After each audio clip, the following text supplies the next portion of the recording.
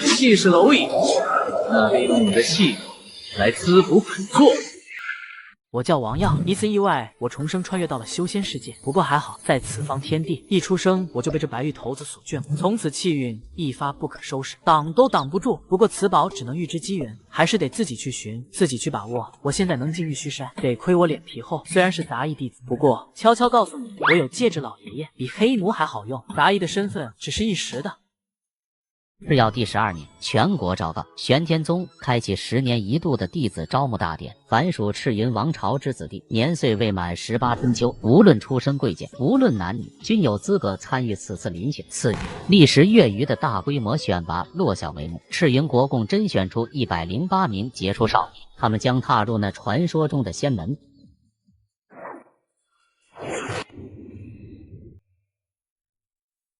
耀哥，等等我，这也飞太高了。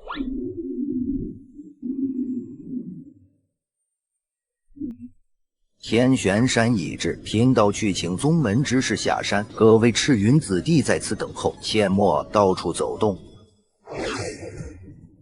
妈呀，终于到了，在天上飞的感觉也太刺激了。这就是仙山嘛，好一个钟灵毓秀之地。这天玄山虽表象巍峨壮观，灵气逼人，可细细观之，却是阴气凝结，犹如乱葬横岗，分明是大凶之地。耀哥，你看，这明明是三伏天，一到这天玄山却感觉凉飕飕的呢。这修行圣地果然不一般啊！稍微感觉有点不对劲，且让本座来掐指。这特么都是什么气运？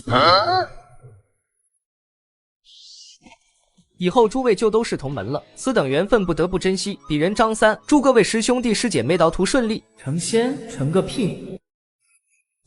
呵，这次选出来的孩子质量都挺高的。小娃娃，无需言谢引入仙门之恩，毕竟我等也不是仙门。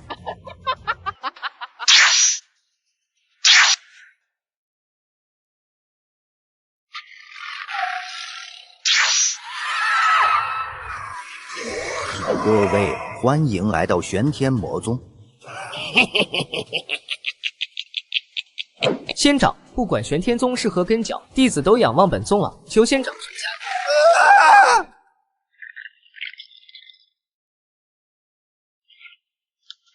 别慌，先找个地方躲起来，一定跟紧我。耀哥，你啥时候力气这么大了？咱们就暂时待在这，别担心，这100多号人呢，就9头老虎，怎么找也够吃成这帮畜生的。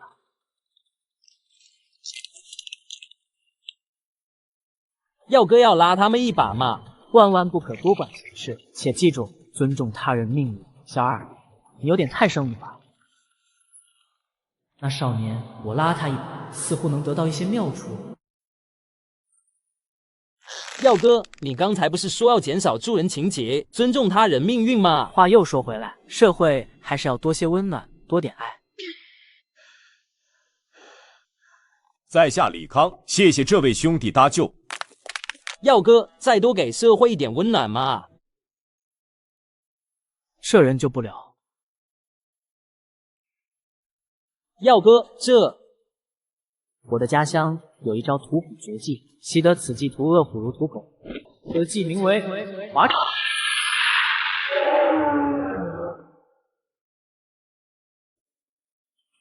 你既然厉害到能杀老虎，你为什么之前一直冷眼旁观？再说一遍，救不了他。现在开始不准再说话。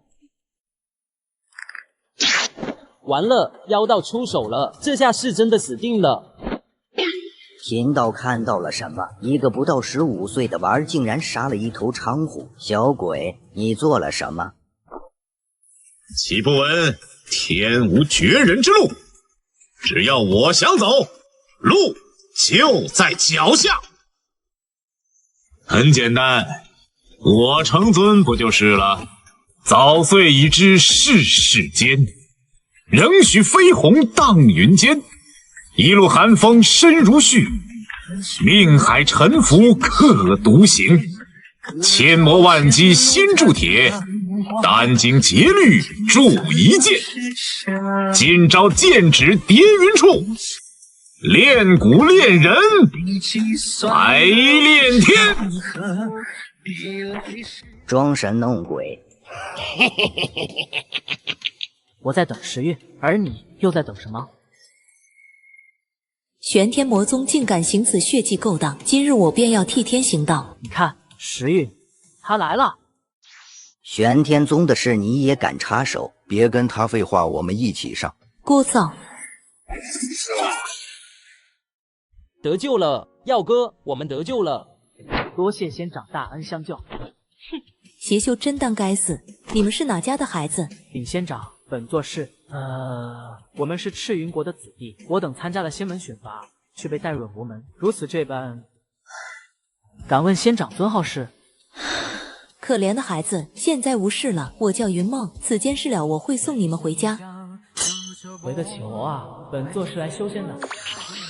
云梦仙长就是这次求仙的仙缘所在，此刻仙缘已至，万万不能放手。云梦道长有所不知，我们是被赤云国特意选出来送到这魔门的，朝廷上下怕是早已和魔门串通一气，若是我等回去，恐怕处境堪忧。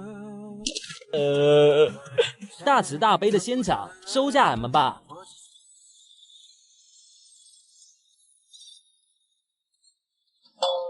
我从没招募过弟子，也罢，我带你们回去。不过在此之前，何人敢闯我天玄魔宗？哼，魔修当诛！这女人什么来头？3位长老全都被杀了，可恶！仙女饶命，我只是一个打工的，宗门倒闭，不要为难员工啊！什么妖言妖语，受死！耀哥，你在干嘛？小二，你帮我一起找，他们身上应该有一种小袋子，或是戒指什么的，都找出来。此魔宗的为首的魔头已被我诛灭，也算是替你们报仇了。他应该是首领吧？孟仙长，这应该是那些妖道的储物袋，请仙长收下。剩下这个是个杂毛筑基的储物袋，本姑娘看不上，你若要修仙，对你却有不小的帮助。谢过云梦仙长。走吧，我带你们回宗门。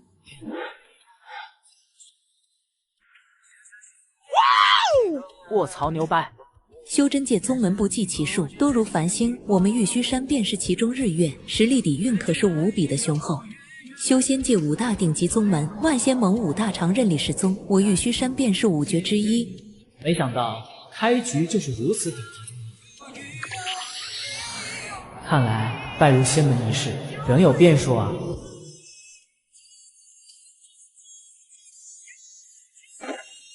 我尚未出师，没有收徒之权，只能将你们引进宗门。想拜入玉虚山，仍需通过入门考核，天赋心性缺一不可。我已经和师傅说了你们的情况，你们由我从魔宗救出，根脚不明，所以你们的心性测试时，还顺带考验你等的品德。若是你们这2项没有达标，就算求我也没有办法。跟我来吧，心之考验，问心关。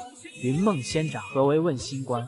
简单来说，就是检测你们是不是良善之辈。你们从魔宗而来，若是心怀不轨，便会被这一关淘汰。多的我也不说了，说太多对你们的考核反而不好。问心关一开，你们是没办法说谎话的，无需多想，若是应对即可。玉虚山不收品性恶劣的为恶之辈，你们若是无愧，可登堂入室到我身前。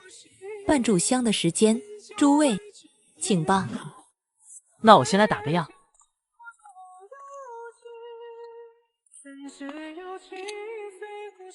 怎么回事？这是像是被无形锁链束缚一般。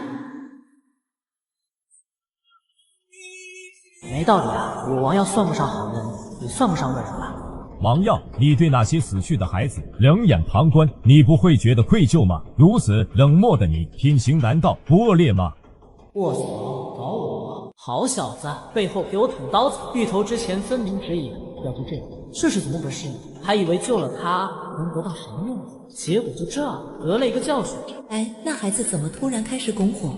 在问心关测试关键时候，此刻又遭他人问责。那个叫王耀的孩子想通过这问心一关，怕是难了。李康，你在狗叫什么？小二，不要浪费时间，准备闯关。可是专心完成测试，不用担心我。耀哥，我相信你，这畜生拦不住你的。小孩子天真，不知大道无情，修道之路步步维艰，差之毫厘便失之仙缘。那名叫王耀的孩子难上又难。王耀，你就止步于此，给我烂在这里吧！你问我那些孩子在我面前死去，我是否感到愧疚？我问心无愧。你明明就在那里见死不救。呵呵，你怕不是忘了你的命是谁救的？况且他们也死在你的面前，你为何不去救？这跟我有什么关系？你有能力你就应该去救人啊！操你猴子的，跟我玩能力越大，责任就越大。唉，说到底，本座就不算什么正儿八经的。既然如此，也罢。今日我在魔宗地坛是全力以赴，不过我也的确不是什么良善之人，说我性格有些恶劣，也并不。哈哈哈！终于承认了自己不是良善之辈了。王耀，我看你还怎么过这问心关？王耀放弃了吗？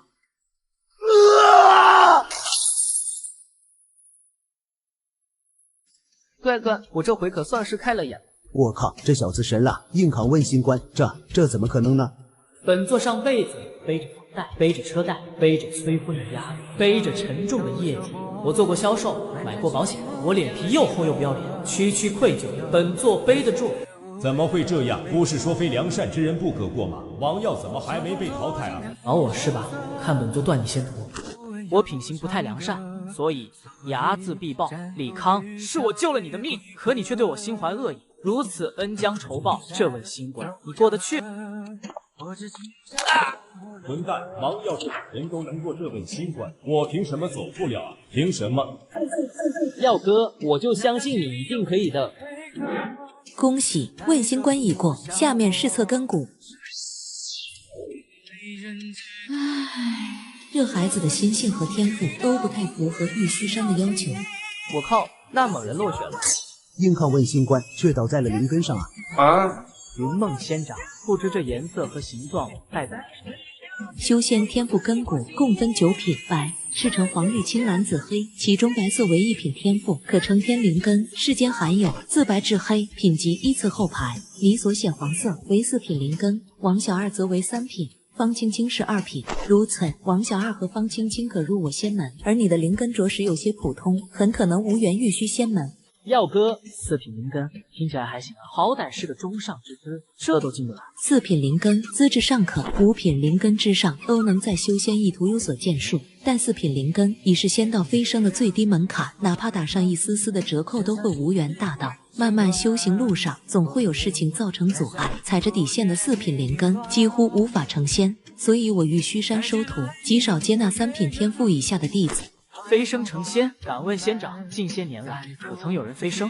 没有，修真界已近万年无人飞升了。不过我玉虚山身为5大顶级仙门之一，当以仙道飞升为目标，不可能飞升的人为什么要收进门内？收进门派打杂吗？若没有这等理想，玉虚山就不配称之为顶级仙门了。此间测试已被升仙堂长老看在眼里，现在就等结果吧。问心有愧，还能理直气壮地扛过拷问，这小子倒也有趣。能过问心关，终究说明他不是大恶之徒。不过这问心关本是为了挑出心如稚子、利于修行和培养的孩子，他竟然靠着意志挺过来，这等歪才真是。不过由此可见，这孩子性格倒是无比坚韧。贫道看来简直是偏执，而且看他的根骨似乎过于普通了。淘汰的不看，其余2品、3品、4品各有一个。小云梦带来的这几个孩子还可以吗？2品地灵根的弟子不必多言，那3品的少年亦颇具潜力。灵根色泽橙红，几乎转为赤色，且看他的灵气显化，并非普通的金木火3属性，而是相当罕见的金火木火复合灵根。复合灵根修炼适配功法可自动提升半个品级，此等天赋炼道一脉还缺一些控火的弟子，此子可以考虑破格提拔至内门，无论是丹脉还是去气脉，都可予以栽培。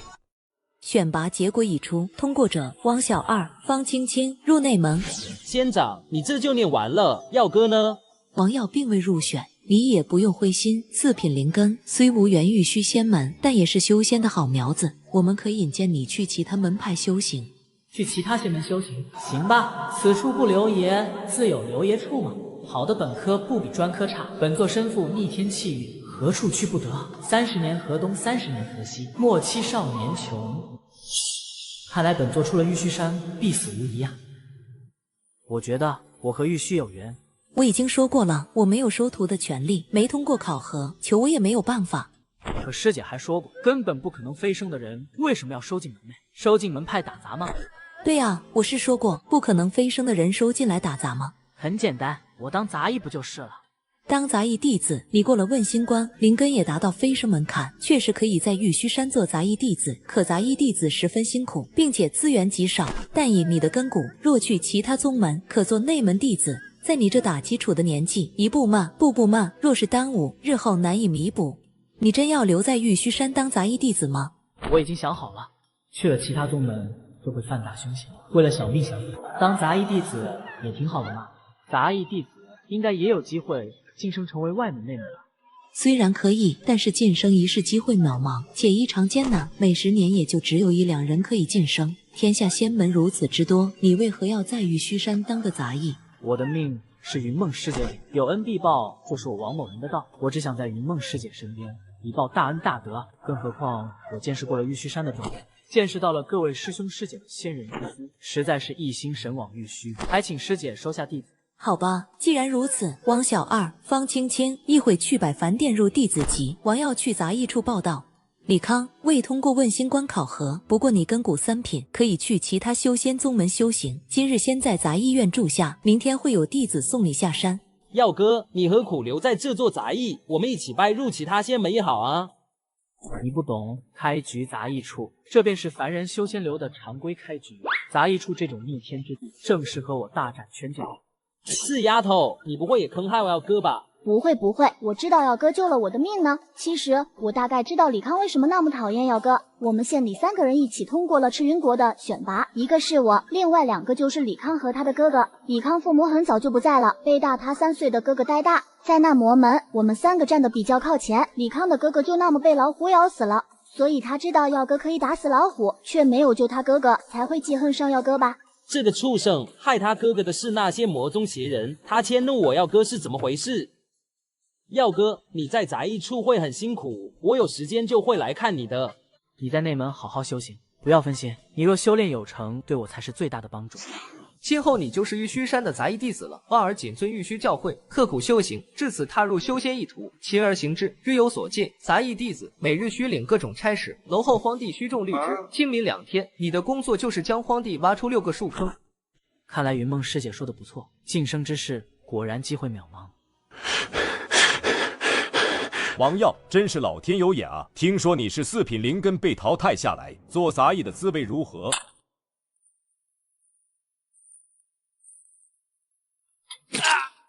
傻鸟！王耀，我告诉你，我的天赋比你要好。30年河东，30年河西，莫欺少年穷。我会拜入其他仙门，而你就给我烂在杂役处吧。好小子，原来你还是个卧龙凤雏，父母双亡，亲哥陷阱，开局杂役处，身负机缘，如此逆天主角模板，还心思阴沉，记恨本座，你有取死之道。今天我就要和你立下3年之约，等我修行有成，我必会要你好看。3年之约，台词越来越糟糕了，你也配说这话？此子断不能留。呵呵，3年太久，本座只争朝夕。你要做什么？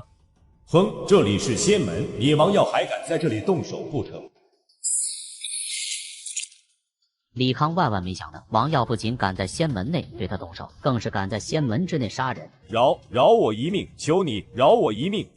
这都没死，这么命硬，果然有主角之姿，此子断不可留。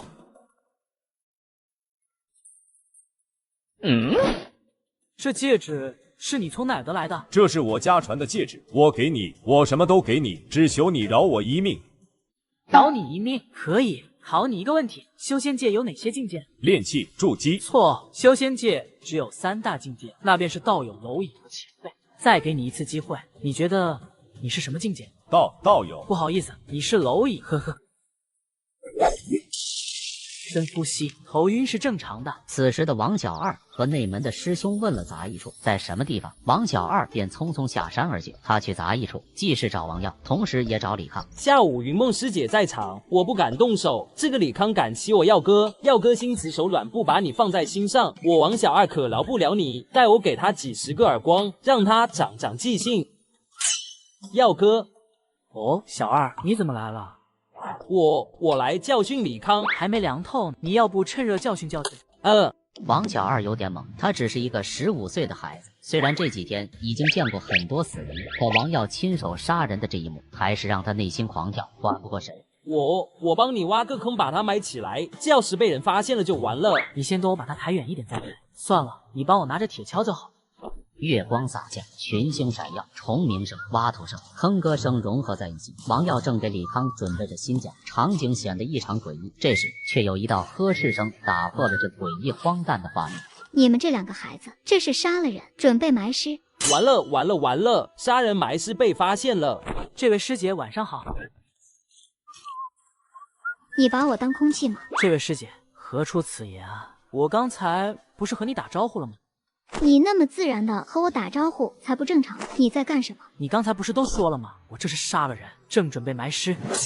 你这杂役弟子竟敢在玉虚山杀人！我翻遍了玉虚门规论，咱们宗门没有禁令弟子不准杀人。这人不是我仙门弟子，而是我一仇家。此人和我一起参加问心关，我曾救他性命，他却恩将仇报，在问心关上苛责质问我，险些断我仙途，断人财路，如杀人父母，阻人前途更是如此。如此祖道之仇，我杀这忘恩负义之辈，实属天经地义。你这小孩不知大度一些，小年纪就杀人不眨眼，不怕被逐出山门？德报怨，何以报德？当以德报德，以直报怨。而这人不过一个忘恩负义、以怨报德之辈，实在是死不足惜。至于掩埋尸体，也并非为了隐匿罪行，师弟只是怕这人的臭皮囊脏了咱们玉虚山，这才准备把他埋起。不用挖了，既然是不想这人的尸体脏了咱们玉虚山，我帮你把他给扬了就是。你们是云梦师姐带回来的弟子吧？今天的事我有听说，你就是那个要当杂役弟子的王耀。正是弟子。我叫韩青，在外门授课，云梦师姐托我照顾你一样。你平日做完差事，可来百凡峰外门找我旁听。时间不早了，该回去休息。修仙一始于炼气，气者实乃天地之所运灵书，寓于鸿蒙，化于万物。什么鸿蒙安卓？这书谁出版的？完全看不懂，差点把你给忘了。王耀能探查到这是机缘，可直到现在也并没有发现这戒指有什么奇特。研究了一会，也研究不明白。王耀便准备上床睡觉，可突然心里一动，又瞅了瞅这个戒指，心里生出一股既视感。古朴黑色，不知是何材料所铸，再结合李康糟糕的台词，什么30年河东，3年之约。卧槽，这戒指里面该不会有个药老吧？小楚南，你丫的没摸过女人的手是吧？说好一起去网吧开黑的呢，你一个人去什么握手会，也不带上我。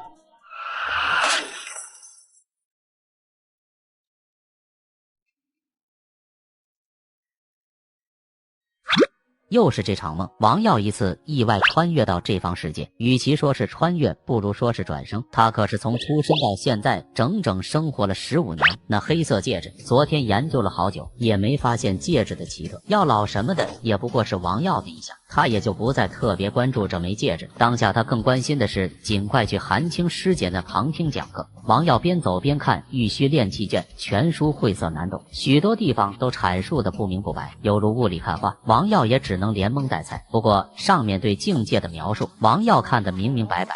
这境界倒是和上辈子看的小说差不多吗？你来了，韩师姐，下午好。这孩子越看越是顺眼。玉虚炼气卷，你可入门？昨日已把前几章看了一遍，但觉功法晦涩难懂，有些地方犹如雾里看花，难以理解。弟子不敢草率修行，还请韩师姐指教。不错，正所谓仙道难书，真理难以用文字记录，有不懂的地方很正常。传承方式往往需口传心授。我还以为这是宗门的防盗手段，故意将口诀写得晦涩难懂。便是中藏经阁，收藏百般秘籍，也要配备传功长老才可学得。这样，即便是功法不小心流落在外，也不至于将底子漏得一干二净。怪不得那功法明明能用白话文写得透彻，非要写成那个鬼样。原来老师之前是在糊弄我。韩青师姐，你说什么？没什么，你把你的理解和我讲下，不对的地方我帮你指正。王耀点头，把自己对那些古文连猜带蒙的理解给韩青讲了一遍。韩青听着，准备帮王耀指出他理解错误的地方，可越听他的表情越茫然，发现王耀的理解十分正确。就是这样，这些地方我是这么理解，我觉得也许会有失偏颇，怕错解其中真意。韩青师姐，不错，还请韩师姐指正。你一点没说错，让我怎么指正？王耀，你悟性不错，对功法理解十分到位，我没什么可指正的地方。这也能行？莫非是我的金手指起作用了？真就卦象好，顺风顺水呗，瞎蒙也能蒙对。你悟性不错，但切不可骄傲自满。既然全部理解，下一步便可打坐修行。下午我刚好要讲入定炼气的内容，带你去外门旁听。谢谢韩师姐。韩青带着王耀步入了外门的讲堂，讲经堂内周围众多外门弟子都对王耀这个杂役弟子投来目光。哎，这人谁啊？杂役弟子怎么来我们外门听课了？我从未见过这个杂役弟子，而且我竟看不透他的修为，此人不容小觑。废话，我还没开始修仙呢，哪来的修为？今天我们来讲打坐入定的心境。修真之事，勿选以炼气归真，夫气者便欲诸生于世，凡尘万象，无物不含元气，乃至穷浩苍茫，地坤后载。韩青滔滔不绝讲了一堆修仙大道，讲道理却是一套又一套的，这让王耀仿佛回到上辈子背诵文言文的苦逼的日子。讲过之后就是实践，一众弟子打坐练气。韩青走到王耀身边，你没入定修炼，刚才我讲的可听得明白？心无旁骛，六根清净，便可入定炼气。说的不错，不过你上修行过，须知之易行难。周围不少外门弟子听到了韩青的话，看向王耀的目光有好奇，有不解，甚至还有几人带上了轻蔑。原来他没修行过，根本没有修为，我说怎么看不透他？这杂役弟子什么来头？为什么韩师姐带他来咱们外门旁听？谁知道呢？不过杂役弟子天赋不行，听了也白听，入定这一步就能难住他。嘿嘿，我敢打赌，这杂役弟子这一节课都不一定能入定修行。肃静，韩师姐，这没什么难的，书上写的很详细。既然你说的轻松，我先不教你，你可以自己尝试一下。韩青静静地看着王耀，有着敲打他的意思。和王耀接触了这2天，韩青看王耀那是相当顺眼，可越看他顺眼，韩青就越要对他负责。他眼中的王耀冷静又跳脱，总带着些从容不迫，但相对的就少了一些严肃和敬畏。韩青便是想让王耀体会一下修行不易，这对他未来百利无害。这小子何德何能让韩青师姐如此关照？众人都在嫉妒王耀，殊不知下一秒会出现更为震惊的。不会吧？王耀在芋头的终极气运下顺风顺水，修行起来无比丝滑，只是几个呼吸就已入定了，气息沉稳，似乎融入周围的环境。第一次打坐就入定了。刚开始坐禅修行的初学者一般会心烦意乱，越是想摒弃杂念，越是不得安宁，或是干脆头脑昏沉，直接迷糊过去。像王耀这样一步到位的着实不多，这才引得韩青吃惊。倒是小看了这孩子，常人枯坐，花费无数努力也不可得的清净，他却是发个呆的事。虽然灵根普通，但还真有入定的天赋。韩青手指微微动了一下，王耀就感觉一阵寒气，随后就从入定的状态中退了出来。韩师姐，我刚才是不是成了？还行吧，入定确实说难不难，下一步引气入体才是难点。韩青为了让王耀踏实一些，自然没有表现出对王耀三息入定的行为感到吃惊，可他万万想不到王耀接下来的举动让他再不能淡定。师姐，引气入体我已经成了。吹牛！我当时用了2、3天才成功，这杂役弟子吹牛都不打草稿吗？这不扯吗？我放屁都没这么快。他以为他是天灵根，5息就成功引气入体的人，我还从没见过。王耀，你刚才应该是错觉。真的，师姐你看。哎，你真的成了！韩青此话一出，外门的小伙伴都惊呆了。怎么可能呢？大概只有天灵根才能对灵气有如此感应，这事放在王耀身上，实在是匪夷所思。瞬间掌握气感，你是怎么做到的？王耀想了想，顺风顺水的运势会达成很多匪夷所思的事情，但其中的缘由只能归功于巧了2字，总不能说自己身怀气运之头吧。我肯定是个修道的天才，师姐。4品灵根是个毛的天才呀！百思不得其解下，韩青发动慧眼，试图看破王耀的深浅。王耀，你学过凡人的内功？没有。那你这一身的内功真气哪来的？就和常人一样，身遇险境，跳下悬崖。大难不死，偶遇机缘，被3个绝世大侠灌过顶之后，就会拥有一身顶级内力。谁呀？谁家常人会被3个绝世大侠灌顶啊？韩青自然是不信这番胡话，但终究知道王耀瞬间引气入体的原因。原来如此，体内有那家真气，便已是有了气感。看着周围弟子疑惑的目光，韩青解释道：凡俗习武之人，武功练到一定境界，可以内生真气，称先天武者。这内家真气便是打通了经脉，便是没有灵根之人亦可感受天地灵气，练到精深，甚至可以武入道。王耀身怀内力，所以感受灵气这一步自然没有门槛，运行法门便可引气入体。众人这才了然，看向王耀震惊的目光逐渐化为心安。只要不是什么天灵根的修炼天才，这帮弟子也就踏实了。既然你已经成功引气入体了，下一步就是构筑炼气。这天地灵气入体即散，修饰第一境为炼气期，就是要在丹田构造炼法气血，以炼之法炼化灵气入体。修炼之法几经仙人改良，从原本的聚气、凝气到如今的炼气，终于完善。第一次构造气旋更不用着急，炼气不易，气旋易碎，需多尝试，多找感觉。我帮你看功，可指出你失误的地方。有劳师姐。韩青体贴负责的样子，又让不少外门弟子心里很不是滋味。这小子何德何能让韩青师姐如此关照？体内灵气依着王耀的气感和引导，缓缓在丹田汇聚成一个小小的气旋。韩坐的王耀呼吸吐纳不小心急促了几分，丹田处的气旋便立刻不稳了起来，眼看就要崩溃。这时在顺风顺水的影响下，王耀突然觉得鼻子一阵瘙痒，猛地打了个喷嚏。在一旁为王耀看功的韩青叹了口气，打坐入定，要抱元守一，气息稳定，不可妄动。这喷嚏一打，前功尽弃。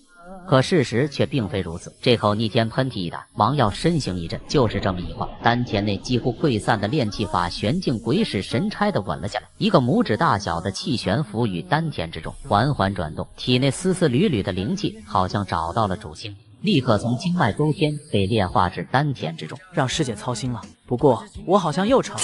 你又成了？侥幸而已，都是师姐教的好啊。以韩青的修为，自然可以看透王耀的虚实。心中惊讶之下，他一张高冷玉洁脸再度变成天然呆。多次教习任务，我还从未见过像王耀这样一次成功的。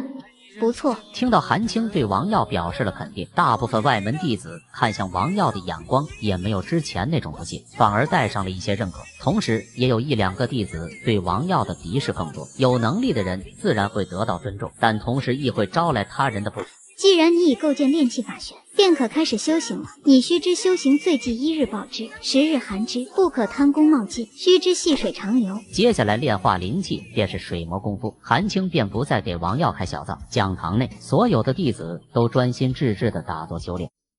数个周天下来，王耀丹田内的灵气逐渐充盈。突然他脸色一变，这是什么情况？王耀发现自己辛辛苦苦炼化的灵气突然开始飞速流逝，消失得无影无踪。炼化灵气如滴水成河，灵气流逝却一泻千里。怎么回事？哪个环节出问题了？为什么我的丹田存不住灵气？难不成自己是什么先天废体？坏事了！万一自己真是先天废体，恐怕连玉虚仙门的杂役弟子都做不下去了。王耀装作若无其事的样子，继续打坐，尝试练习。但无论他如何努力，情况没有任何好转，丹田依然像漏了气的球，炼化的灵气全部流失。他强行让自己冷静下来。没事的，没事的，废柴流开局也很正常。本座这一生孤苦伶仃，举目无亲，开局杂役处，现在更是加上一个先天废体，开局越是凄惨 ，buff 叠得越满，本座日后必定逍遥仙界，飞升仙王。但王耀越想越觉得心中悲凉。不对，不对，一定是哪里出了问题。卧槽！本座想起来了，药老会吸收斗气，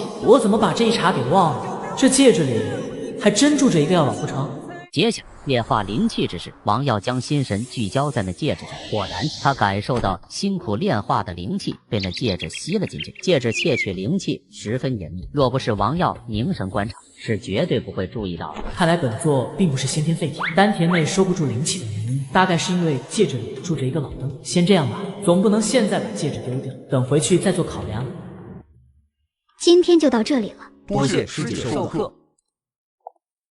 第一次修行怎么样？王耀现在只想找个地缝钻进去。现在他的丹田里空空如也。见王耀表情不太正常，韩青皱了皱眉，直接发动慧眼。看到王耀没有半点修为，即便再怎么看他顺眼，韩青的脸色也泛起冰来。怎么回事？你刚才在睡觉吗？怎么一点灵气也没有炼化出来？我没有睡觉，我刚才在入定坐禅。灵气呢？你的丹田里怎么一点灵气也没有？我只是在坐禅入定，没有运转功法炼气。你在说什么胡话？我带你来外门旁听修行，结果你在这里浪费时间吗？之前师姐你说修行最忌1日暴之，10日寒之，不可贪功冒进，我觉得很有道理。修行之前先修心。我觉得自己还是有些浮躁，所以这1个半时辰一直在枯坐冥想，磨练心智。我这一生如履薄冰，不敢半点贪功冒进，需步步为营。师姐，你觉得我是在浪费时间？但越要抓紧时间，就越要浪费时间。时间从我身边流过，我不急吗？我也急，但是越着急，越要磨练心智。心急之时，便正是修行时。你想想，练心都用了2个时辰，将来练气的时候，那就是几个亿的时辰。听懂掌声。这孩子说的话好奇怪呀，不过修行之前先修心，说的倒是有点道理。既然你没有偷懒睡觉就好，你说的对，每个人都有自己的修行节奏，你回去好好休息。王耀顾不上多说什么，和韩青告别后，便急匆匆忙忙地回到宿舍。王耀把戒指扔到床上，随后盘坐在房间的另一角，离那戒指远远地开始修炼。果然，戒指不在身边，我就能好好修炼。本座不是什么先天废体，那这戒指该怎么处理呢？难不成就这么亮，让里面可能存在的老灯继续长眠？这也不是个事。王耀皱着眉思考了半天，终于有了些想法。现在我已经迈入炼气期，有了灵气，可以开箱了。王耀从怀中掏出一个储物袋，正是当时在天玄宗云梦生给他的，将体内不多的灵气注入储物袋中。这应该就是灵石了。药老啊，若是你不能吸收灵石的灵气，便是你命由此劫。我也只好将你藏在茅坑，让你先继续长眠了。有用，看来老灯可以吸收灵石活过来。半个时辰后，他脸色就从兴奋变成了难看。这样下去，不知道要吞多少灵石。若是超过500块，药老，那就是你命由此劫了。我也只好将你藏在茅坑，让你先继续长眠。第498、499、500。终于在王耀撒到第500块的时候，他继续扔第501块。没办法，沉没成本太大，现在放弃之前的所有投入都打了水漂。直到580块的时候，戒指终于有了反应。姐，大梦一场3000载，是谁唤醒了老祖？阁下可是要老？要老？什么要老？老祖名为玉小刚。我屌你个耶！为什么这戒指里会钻出来一个玉小刚啊？狂氪600块灵石，结果召唤出这么一个货。这老灯刚出来就桀桀怪笑，8成是个老魔，说不定这老东西还会夺舍我。想到这里，王耀急忙赶查气运卦象，得知铁居元确实没有恶运，王耀这才放下心来。姐，一个灵气期的小子，既然你唤醒了我，那就送佛送到西，让本座入。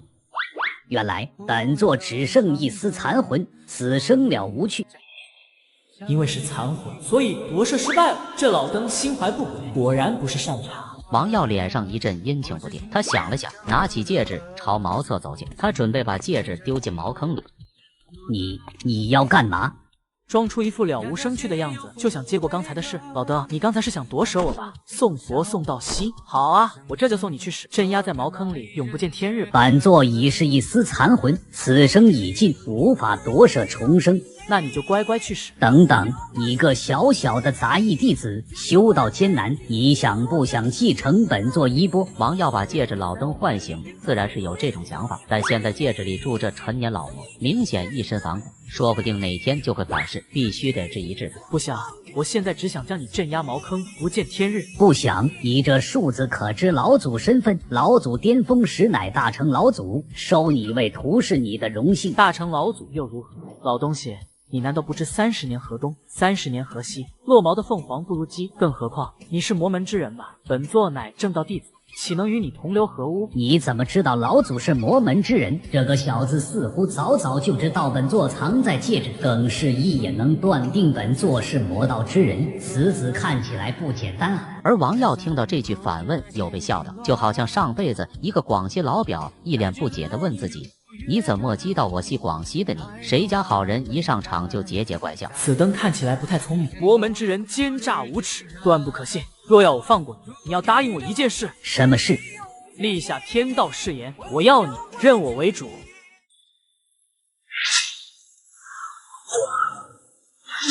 气势蝼蚁，那被你的气来滋补本座。我叫王耀，一次意外，我重生穿越到了修仙世界。不过还好，在此方天地，一出生我就被这白玉头子所眷顾，从此气运一发不可收拾，挡都挡不住。不过此宝只能预知机缘，还是得自己去寻，自己去把握。我现在能进玉虚山，得亏我脸皮厚，虽然是杂役弟子，不过悄悄告诉你，我有戒指老爷爷，比黑奴还好用。杂役的身份只是一时的。我呸！不可能，我乃大成老祖，岂能认你为主？行，那您老走好。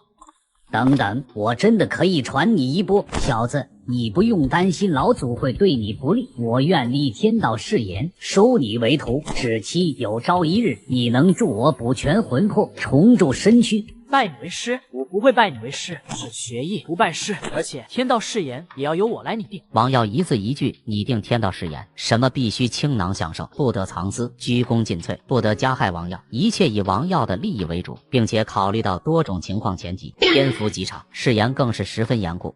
小子，你这哪里是学艺，这还是收我做奴隶啊！这根本就是不平等条约吧？老祖要答应你，岂不是找了个活爹？你做梦，不可能，本座绝不同意。那好吧。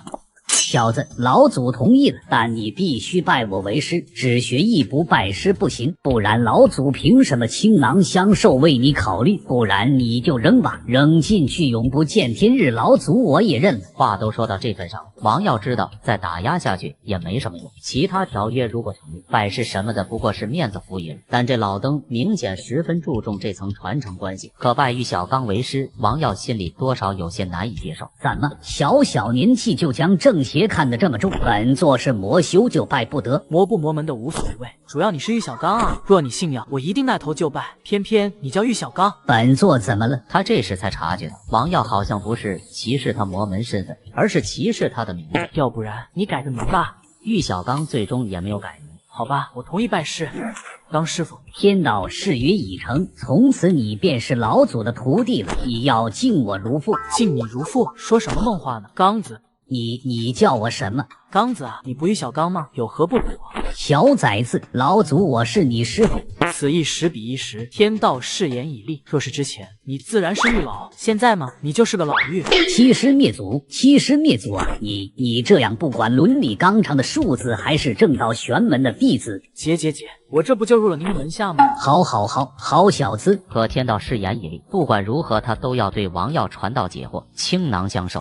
还真别说，你这翻脸不认人的样子，倒是挺有我魔宗风范，挺合老祖胃口。小子，你是教王耀吧？从今往后，老祖我将带你修行，传你一身衣钵。玄幻三大卦系统重生，随身老登，如今得此卧龙，果然如卦象所示，顺风顺水，龙跃于渊。老头，我要是遇到危险，你能附身代打吗？代打。老祖就剩一丝残魂，神魂不全，也无法力，根本不能附身。那你有一伙吗？一伙？什么一伙？咱俩现在不就是一伙的吗？你一把年纪就不要卖萌了好吗？那功法呢？有没有什么仙品功法传授给我？他是残魂，关于过去的记忆很多都已遗失，哪里还记得什么功法？修仙百艺呢？修仙百艺，老祖我那时候只有修仙四艺，丹气镇符。这老货落伍了呀！丹气镇符也行，如今这也是四大主流。老祖我原来自然是四艺大宗师，如今这些技法都想不起来了。老头，你耍我？功法记不起来，修仙四艺也忘了。我乃大成老祖，高屋建瓴，指点你修行还是绰绰有余。理论大师呗，某种程度上说，很符合你刚子人。把你的炼气功法给老祖过眼，为师对这就指点你修行。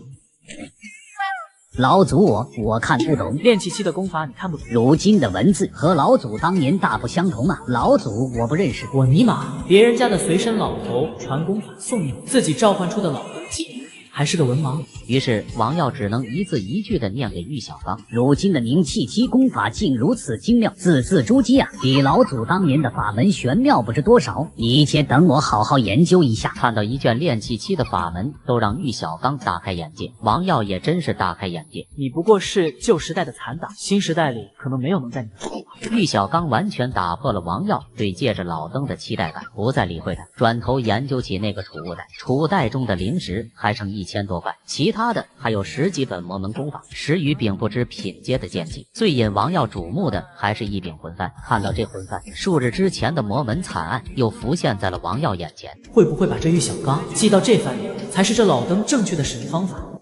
除了灵石和魂幡，其他的物品王耀都很陌生。刚好手边有一个魔门老祖，王耀把储物袋的东西都掏了出来。老头，这都是你们魔修看家的家伙是吧？你总不至于连这些都认不得吧？这逮魂幡、鬼鹰锁、逮古剑，这些家伙事，我自然是印象深刻。你小子怎么会有这些魔道之物？从魔修那缴获的呗。你在戒指中感知不到外面的事吗？那日天玄宗的事，老祖，我到了这灵气充沛之地，才渐渐苏醒过来。王耀这才明白，为何自己在进入玉虚山之后，才探查出这戒指是个机缘。这些玩意怎么用？难得有你懂的东西，好好表现。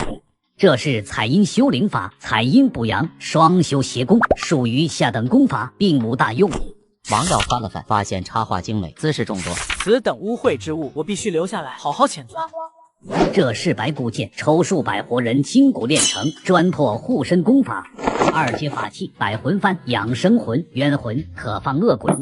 最恶毒的还是这个血鹰锁，由婴儿血水炼制，专门污人神识法器。听到这些恶毒的词汇，王耀虽然自认为下限较低，但仍然皱起了眉头。我尼玛，婴儿都不放过，真是该死！这魔修果然都是一帮畜生。玉小刚感觉有被冒犯的，满眼不屑，轻蔑。小子，你还太年轻，太过不仁之人，岂不知这世界就是人吃人？即使是正派玄门，也不过是一帮打着正道旗号的伪君子。看你一副妇人之仁的样子，那这些法器你怎么处理？王耀看着这一套装备，每一件都是邪气凛人，血迹斑斑，带着这几件套出门，会被玄门正道给打死吧？不过让王耀扔了，却都留着吧。你们这些玄门正道果然都是伪君子。我要是现在把这魔气销毁，那些祭献的人不就白死了吗？正人用邪法，邪法亦是正；邪人用正法，正法亦是邪。本座胸怀正气，就算这番再怎么冒黑烟，在我这他也是人皇旗。小小年纪居然说出如此破例的话，此子日后必成大器。刚子，你要不进我这人皇旗里面住着？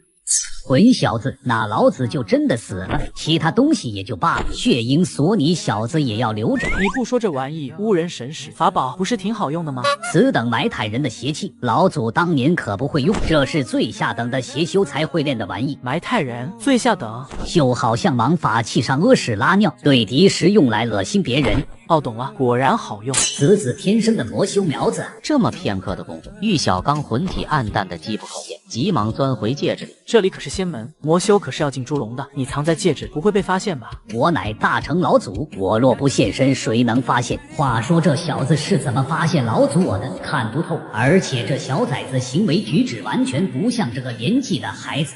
接下来的数日，王耀有条不紊的修行。上午做完杂役差事，其余的时间便教玉小刚识字、练气修行。短短数日，王耀对玉小刚的态度已是大为改观。随着醒来的时间越长，玉小刚曾经记忆似乎也没有那么模糊。大成未得的残魂，智商暂且不提，记性和悟性都是极强。现代文字，玉小刚只用了2日便全部掌握，又把功法研究2日后，玉虚炼气卷被他研究透彻。玉小刚看出功法内的一些窍门，静魔改出一个更适合王耀的路。大作炼气都在追求着一个准确的行气路线，每人的筋骨穴位各不相。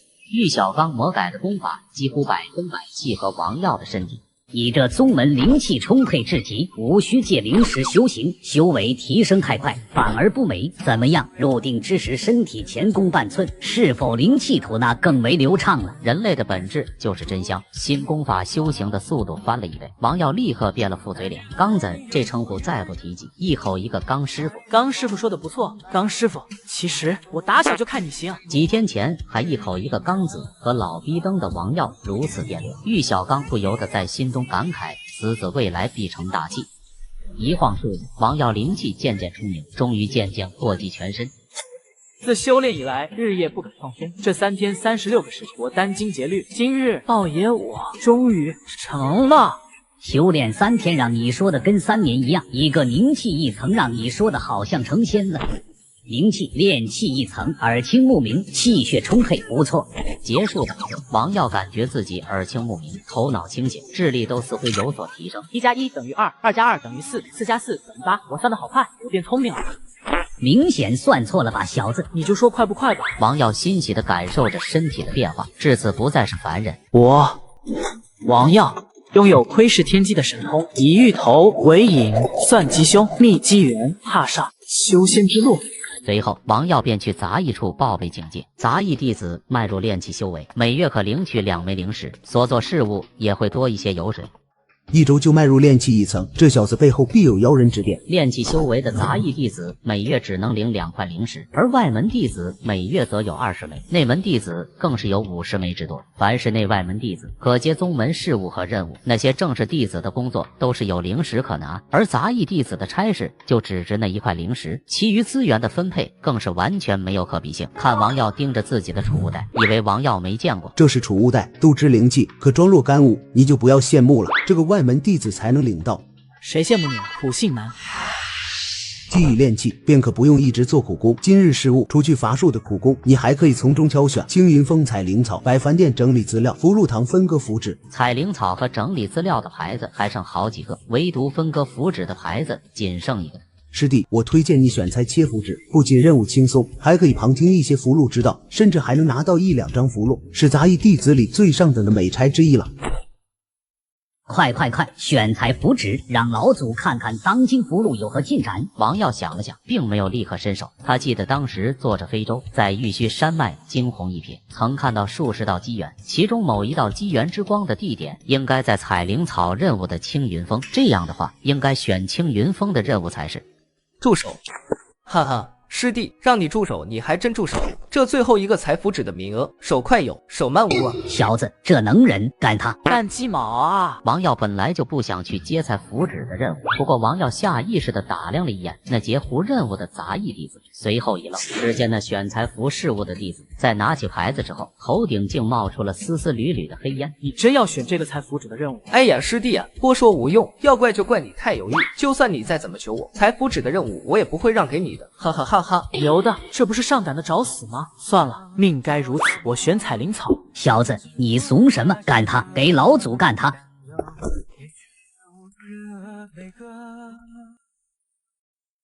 小子，你为什么不干他？老祖，我怎么收了你这么个软烂徒弟？怂货！别罢罢了，采符纸能有什么前途？我告诉你，青云峰上有机缘。笑死个人！真要有机缘，能轮得到你一个炼气1层？你有没有听说过吸引力法则？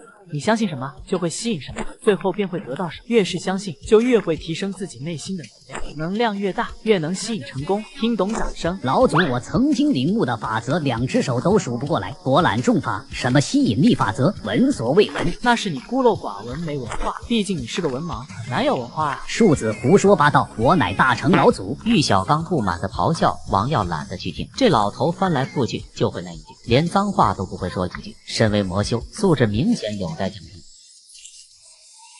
小子，杂役弟子每天都要分心做差事，太浪费时间了。你灵石不少，不如花个5、6块灵石雇个杂役弟子替你干活，肯定有人愿意。你要不要听听你在说什么？我现在1个月才能拿2块灵石，你让我花5块灵石雇杂役，太浪费了。数字愚蠢！你现在最宝贵的就是时间，灵根普通，还将时间花费在做杂役上，太小家子气了。你说的有点道理，但不多。我为什么要花灵石雇人？我知道已经有不小的行动力了。从今天起，每天的差事你替我干，这样我1块灵石都不用花。我乃大成老祖，你这逆徒敢让我做杂役？老登愚蠢！我现在最宝贵的就是时间，灵根普通，还将时间花费在做杂役上，太小家子气了。随你怎么说，老祖我绝不。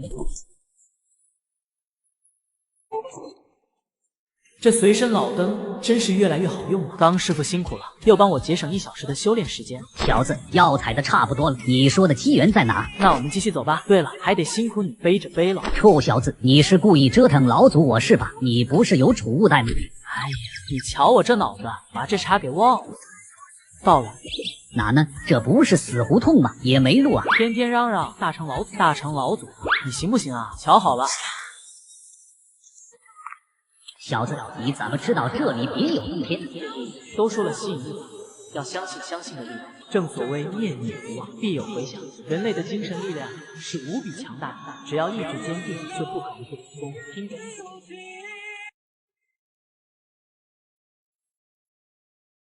等等，这是余不喜大道争锋，只爱种植垂钓，品茶作画。此处暗含道蕴，余在此感悟，画到49日，终至小成，留下一画到传承。玉虚山有缘弟子可得，传承真有机缘不成？哈哈哈，小子，这真有机缘也早被别人寻走了，怎么会轮得到你？不对啊，哪个环节出错了？等等，无缘者明珠在眼前也会视而不见，有缘人经藏于时也能发现。这竟然是道运，小子，快把那珠子捡起来，让老祖好好看看。我说什么来着？老登还敢质疑我？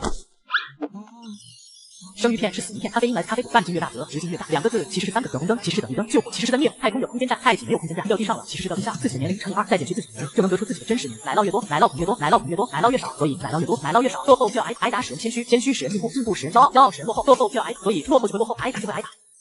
我悟了，道爷，我悟了，我终于明白这一切了。停下，快停下，别灌注灵力了。这是菩提子，怪不得此处会有一丝道运，全是这菩提子所致。悟道之宝菩提子，没错，没错，这可是悟道神器。菩提子乃菩提树精华所化，这可是对大成修士都有用的宝贝。小子，你真是捡到宝了！这里的什么垃圾化道传承，跟这个菩提子比起来，狗屁都不是。菩提子，先天之道一宝，虽然不入品阶，但却是实打实的神技，作用简单却逆天，就是增加悟性。拿着菩提子修行，便是轻度智障也能化为天才。总感觉不太对劲，这机缘哪说来就来的道理？而且这小子就好像一开始就知道那有宝贝，有古怪，大有古怪。菩提子拿在手里，即便不用灵力激发他的知道道运，也让王耀心神宁静，更能接近所谓的天人合一，一定程度上弥补王耀这悟道菩提果然好用啊！臭小子，你跟老祖说说你那什么吸引力法则，他怎么就？想学啊？我教你啊！你这样，先这样，再那样，然后再这样。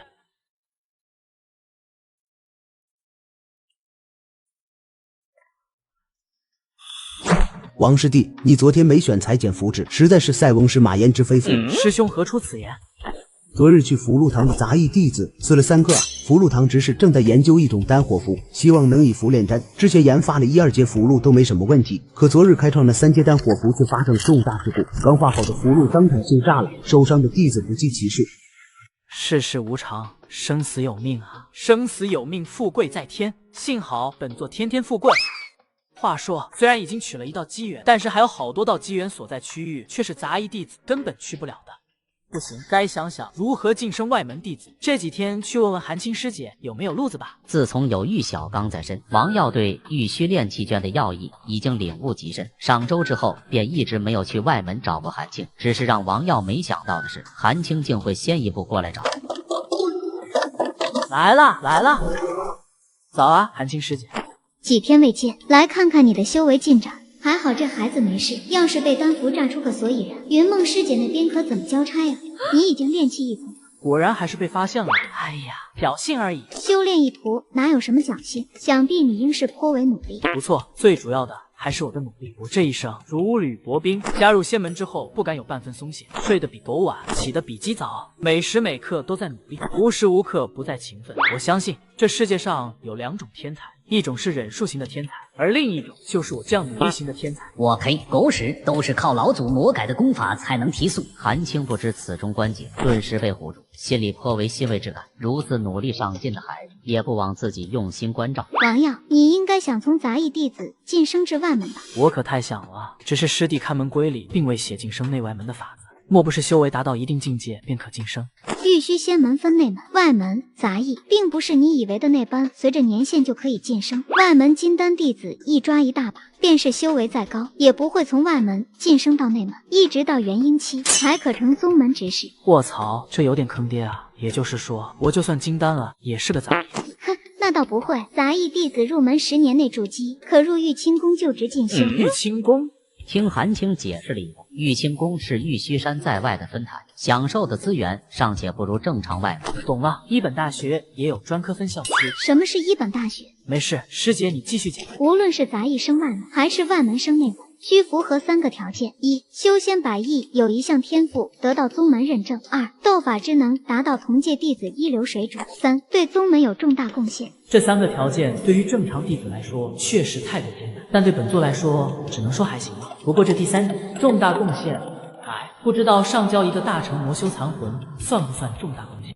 师姐，这3个条件确实艰难。正常晋升确实艰难，但若是有人举荐，3个条件满足一项即可晋升。师姐的意思是，我手里就有一个举荐名额。若说正常晋升就讲保研，那韩青的这个举荐名额无疑就是保研了。此名额一般都是用在外门生内门，但云梦师姐对我有恩，她托我照顾你，我定不负所托。你倒是好运气，能和云梦师姐结个缘分。云梦师姐引我入门是我的运气，韩师姐的知遇之恩也是我的福分。小子，你最好能一碗水端平。既然你的修行已经走上正轨，明天我带你去藏经阁，你可先看看自己适合修仙百艺的哪一种。修仙百艺有一专精，再加我的举荐，可入外门。谢韩青师姐。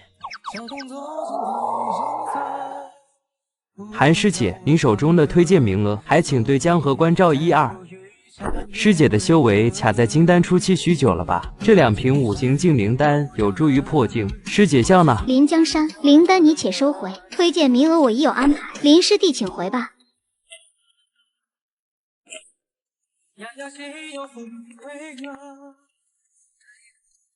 大哥，韩师姐怎么说？这个臭娘们没同意。哥，韩师姐的推荐名额没戏吗？哼，我不知道她是想坐地起价还是如何。不过不急，刚才听她的说法，推荐名额还在手里。韩家本质上是我林家的附庸，等我回去和祖老商量一下此事。他手中举荐名额，我们是势在必得的。你这届的同门，可有在修仙百艺或者斗法上有特别突出的存在？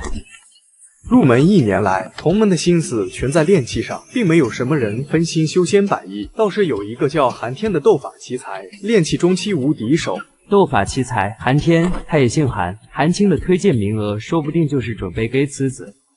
为兄找机会帮你废了此人，免得出了岔子。你记得盯紧周围门人，哪些人和韩青走得近，哪些人可能和你竞争，都仔细盯住，及时告知。这时兄弟2人见一杂役弟子向这边走来，径直走进了韩青的住处。是他。这人是谁？上周韩青师姐带他来外门旁听，对这人颇为用心，倒是不清楚他是什么背景。哥，我需要打探一下这个杂役弟子的来历吗？杂役弟子不值一提。哥，你刚才不是还让我关注哪些人可能和韩师姐走得近？现在属他走得近啊！小何，你信我就对了。杂役弟子不值一提，听哥的，不必管他。你的福禄之道仍需精进，不然我即便为你讨到了推荐名额，也不一定能过关。回去多用心钻研。知道了，哥。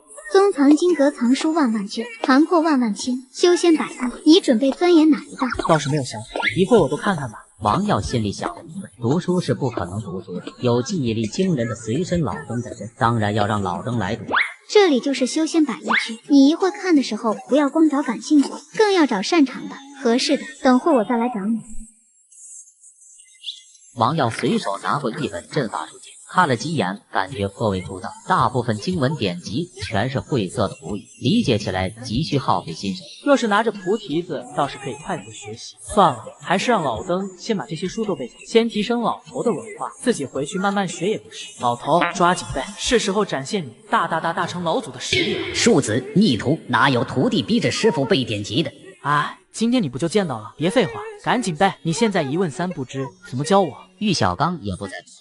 他如今脑袋空空，正需要被知识灌溉，开始埋头苦背。他是大成禅魂，记忆力无比惊人，更有底蕴在身。那些王耀看着艰难的点，玉小刚只过一遍就全文记住。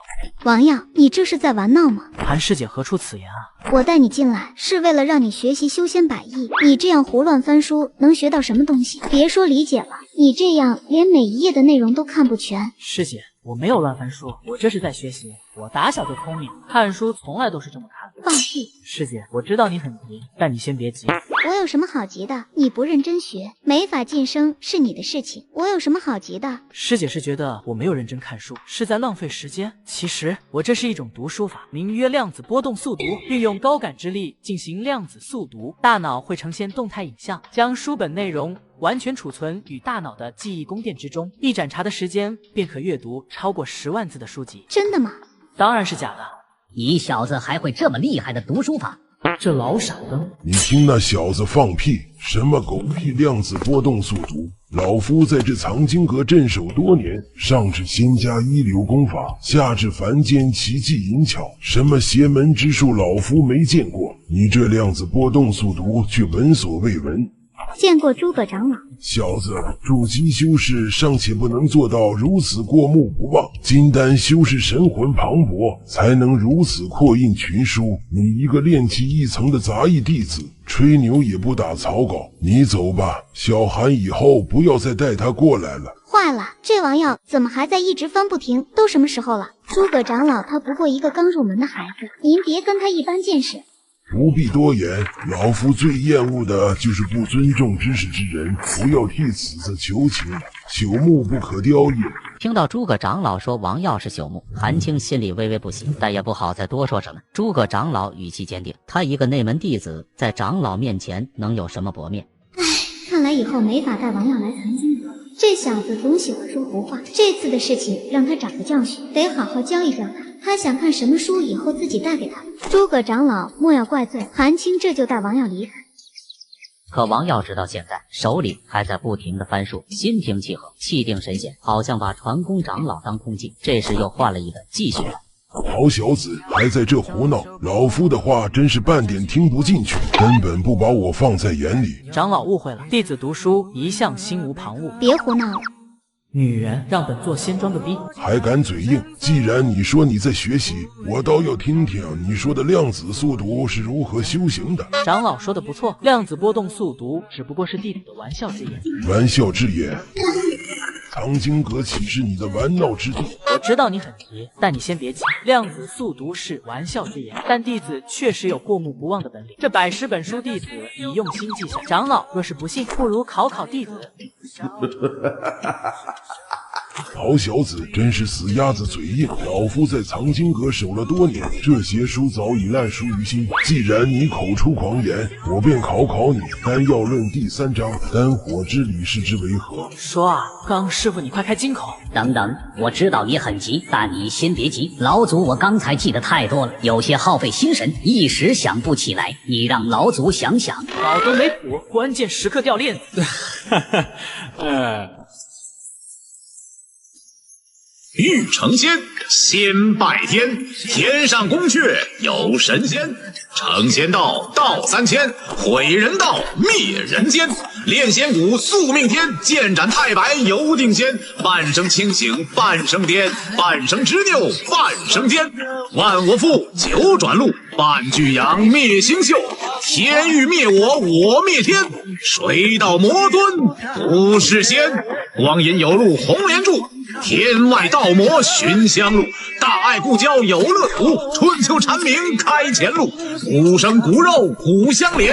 长生天无长生仙，无悔魔心照世间。炼土炼人，还炼天。小子，你在干嘛？叽里呱啦的说些什么东西？这孩子神神叨叨的说什么？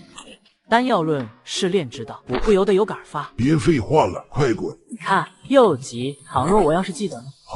你要是真的记得，以后不用小韩带你过来。藏经阁一层修仙100亿的书，你随便看。王耀会心一笑，玉小刚已在心中将答案告诉他，要不然还得念几首诗拖一下。丹药论第3章，丹火之理，当依草药之习。随着王耀流利的马卡巴卡，诸葛长老愣了，这小子竟真的记得。法隐之术第5节，这个以法引电，以电感。草木纲第7章。片刻后，诸葛长老震惊地看着王耀，韩青那张高冷的脸也变成了天然呆。诸葛长老已经考了王耀20本典籍，王耀竟真的一字不差，全都记得。没想到炼气期的王耀竟有如此异能，过目不忘，这是金丹修士才有的能力。你小子还真没说谎，真的一直在学。放你娘的屁！是老祖我在学。诸葛长老到底是大修士，很快回过神来。过目不忘虽说罕见，但在玉虚仙门这种妖孽横出的顶级大宗，也不算惊世骇俗。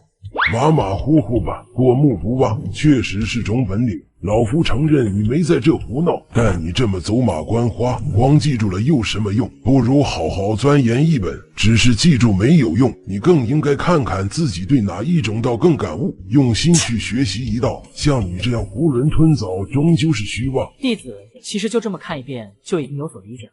放屁！经文典籍晦涩难懂，便是苦心钻研者都需我等传功长老指点。你要是这么快能理解，老夫算你厉害。算我厉害是什么鬼？见王耀和韩青都一脸古怪地看着自己，试图挽回面子。这样，小子，你看的不都是丹气镇服4项吗？若你真的是有某一道的绝人天赋，老夫送你一组对应的3阶法器，足够你用到金丹期。弟子这4项里对丹之一道感悟最深，还请长老提问。好，若你真对丹道悟性逆天，老夫就送你一套丹炉鼎器。你且说一下对丹法初级的感悟和理解。快，刚师傅快教我。好啊，竟真的是一个丹道奇才，非常不错的丹道天赋。老夫不食言，3阶丹鼎器具送你了，丹宝送奇才，也算是一桩美谈。王耀接过法宝，丹香扑鼻而来，显然是不可多得的炼丹佳绩。这本是诸葛长老要送给自己大徒弟，不过爱才之心一起，送给王耀倒也无妨。小子运气不错，这套炼丹鼎炉对你来说相当奢侈，快收起来。多谢诸葛长老，不过炼丹炼器不分家。其实弟子在气道上也颇有心得，丹宝气宝送奇才，不更是一桩美谈？3000大道能在一项上有顶级天赋已是大幸，炼丹与炼器岂能如此简单兼顾？不过若你在气道上的天赋真能让老夫满意，这道3阶火炼符老夫也赐予你。还请长老提问。那真金炼灵诀，刚师傅教我。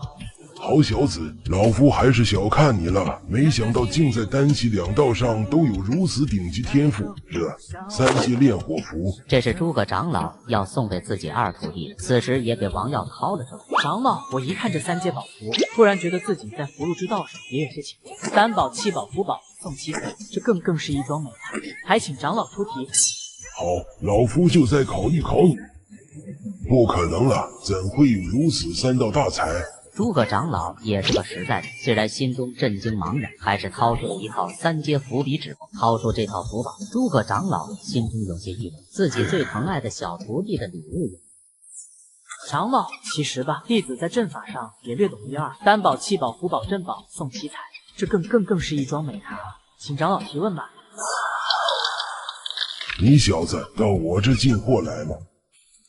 连最难学的阵法都不可思议，4道奇才呀！王耀这么一耍剑，丹气镇服4套家伙算是备齐。这诸葛长老还真大气。刚师傅，你对话道、琴道、机关道之类可有了解？小子，差不多行了。琴棋书画和机关老祖可不会了，你都快把人家薅秃噜皮了。倒是可惜了。玉虚山长老修为至少化神，3阶法器对诸葛长老而言不算什么。他更关注王耀，因为王耀量子速读一遍就能精通丹气阵符，仿佛生而知之。诸葛长老见过不少丹道、气道天才，悟性虽高，却只在某一方面突出。像王耀这样4法皆通的天才，他从未见过。妖孽，此子恐怖如斯。这小子无论怎么看都平平无奇，怎么竟会有4道顶级的天赋，实在是离谱。很简单，我是一个修道的天才。你是个屁！